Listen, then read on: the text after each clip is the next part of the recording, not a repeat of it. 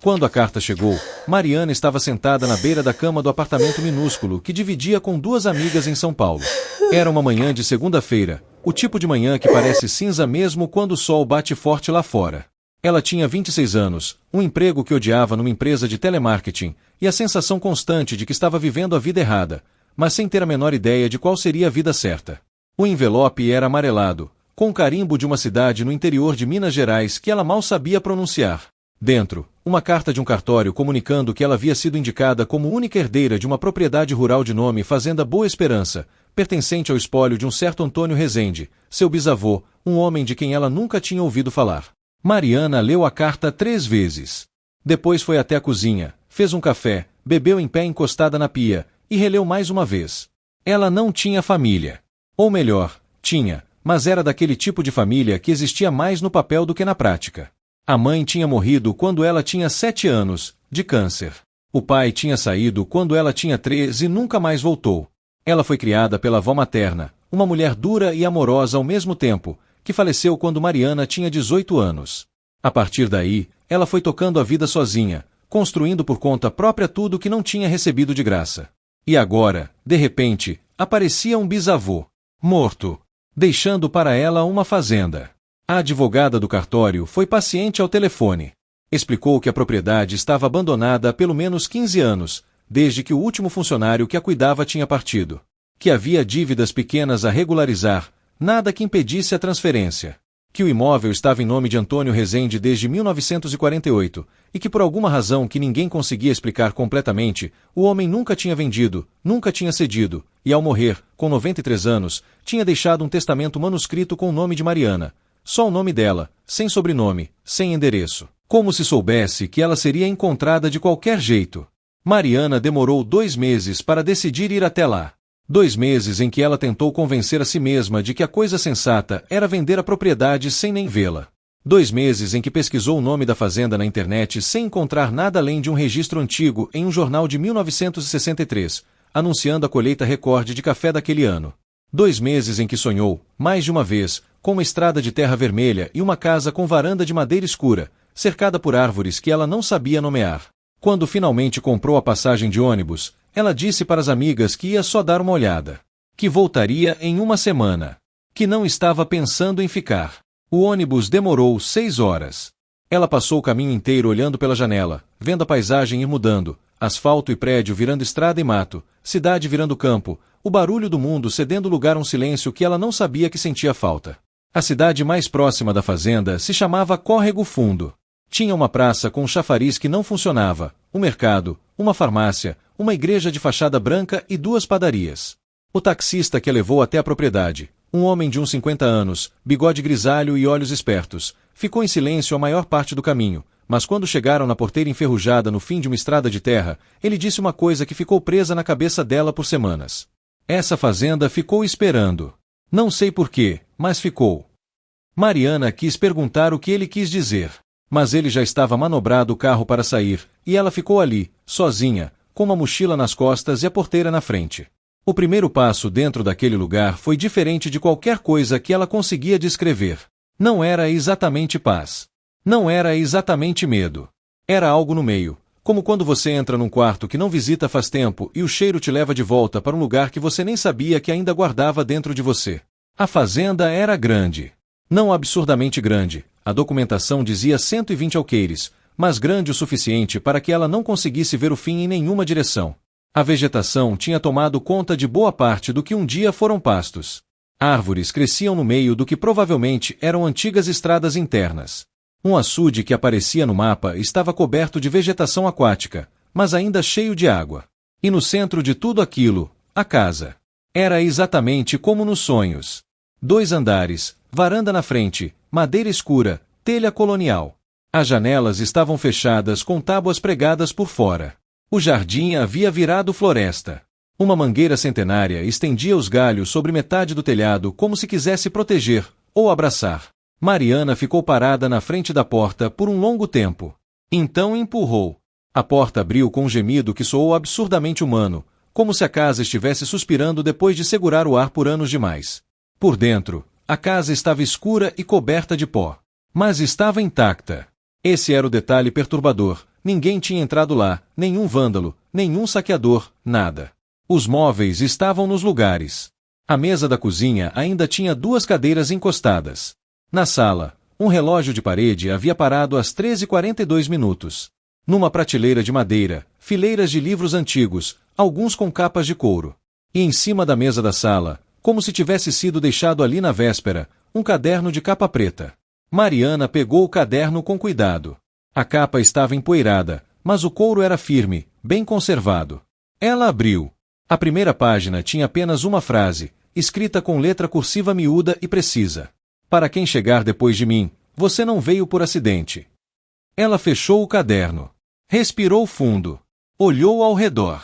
E então entendeu que não ia voltar em uma semana. Nos dias seguintes, Mariana improvisou. Dormiu num colchão inflável que comprou no mercado da cidade. Limpou um cômodo de cada vez, começando pela cozinha.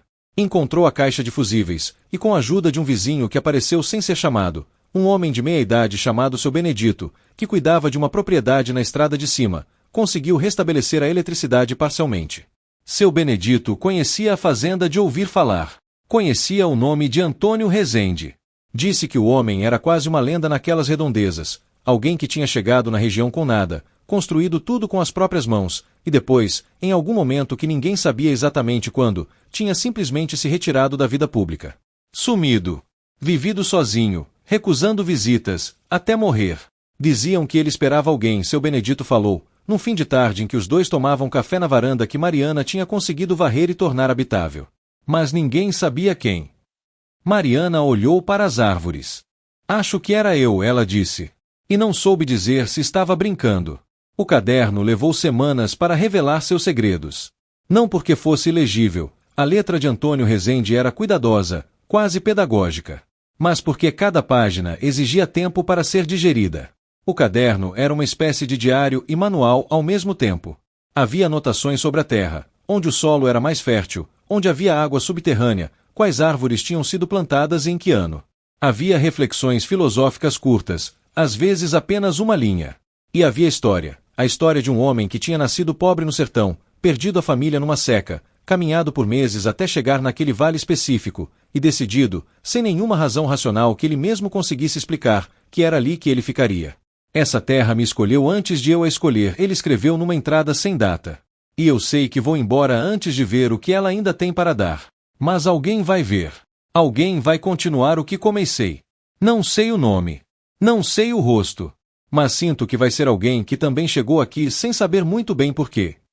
Mariana leu esse trecho 5 vezes seguidas. Depois foi lá fora, sentou na raiz exposta da mangueira, e chorou por um tempo que ela não mediu. Não era tristeza exatamente. Era aquela sensação estranha de ser reconhecida por alguém que você nunca conheceu, como se uma parte sua que ficou sem nome a vida toda de repente tivesse encontrado uma palavra que se encaixava. As semanas viraram um mês. O mês virou 2. Ela ligou para o emprego e pediu demissão. Ligou para as amigas e explicou que ia ficar mais um pouco. Vendeu as poucas coisas que tinha no apartamento de São Paulo por um valor ridículo, e usou o dinheiro para comprar ferramentas, sementes, e um livro grosso sobre agricultura familiar que ela leu inteiro numa semana, com um caderno do lado anotando tudo o que não entendia. A fazenda exigia trabalho, um trabalho constante, físico, diferente de qualquer coisa que ela tinha feito antes. Seus músculos doíam de formas novas todos os dias. Ela aprendeu a acordar com o sol, porque quando o sol estava alto já estava quente demais para trabalhar nas roças. Aprendeu a ler o céu para saber se ia chover. Aprendeu os nomes das plantas que o bisavô tinha deixado plantadas, muitas ainda vivas e produtivas mesmo depois de anos sem cuidado, como se esperassem também. Seu Benedito aparecia toda semana, às vezes mais. Trazia conhecimento empacotado em frases curtas e exemplos práticos. A mulher dele, Dona Conceição, começou a mandar marmitas junto, porque segundo ela, mulher sozinha esquece de comer quando está ocupada. Mariana, que tinha crescido sem família de verdade, estranhava esse cuidado no começo, depois aprendeu a receber. A cidade aos poucos foi ficando curiosa com ela. Pessoas paravam para conversar quando ela ia ao mercado. A dona da padaria perguntou sobre os planos para a fazenda. O padre mencionou numa missa que a neta do seu Antônio tinha voltado, o que tecnicamente não era correto, já que era bisneta, e nunca tinha estado lá antes, mas que de alguma forma soou absolutamente certo. Porque era assim que parecia. Como um retorno. Não para um lugar que ela conhecia, mas para um lugar que de alguma forma a conhecia. No terceiro mês, ela encontrou o poço. Não era o poço principal da fazenda, que ela já sabia onde ficava e já usava. Era outro, menor, escondido atrás de um muro de pedra coberto de trepadeiras, num canto que ela só alcançou porque foi atrás de uma galinha fujona que tinha decidido fazer ninho por lá. O poço estava tampado com uma laje de pedra. Embaixo da laje, dentro do poço seco, havia uma caixa de madeira envernizada, surpreendentemente bem preservada. Dentro da caixa havia fotos. Fotos antigas, em preto e branco, de uma mulher. Uma mulher jovem, com cabelos escuros e olhos claros, sorrindo para a câmera num jeito que parecia mais uma confissão do que um sorriso. Em algumas fotos ela estava na frente da casa. Em outras, no pomar. Em uma delas, ela segurava um bebê nos braços com tanto cuidado que parecia segurar o mundo inteiro. Mariana virou a foto. No verso, escrito a lápis com a mesma letra do caderno. Leonora, 1952. Havia também uma carta dentro da caixa, endereçada a ninguém, escrita por Antônio. Ela leu devagar, sentada no chão de terra, com a caixa no colo e o sol descendo atrás das árvores. A carta contava sobre Leonora, uma mulher que tinha chegado na fazenda como trabalhadora temporária numa época de colheita, e que tinha ficado porque, nas palavras dele, a terra quis que ela ficasse, e eu quis ainda mais do que a terra.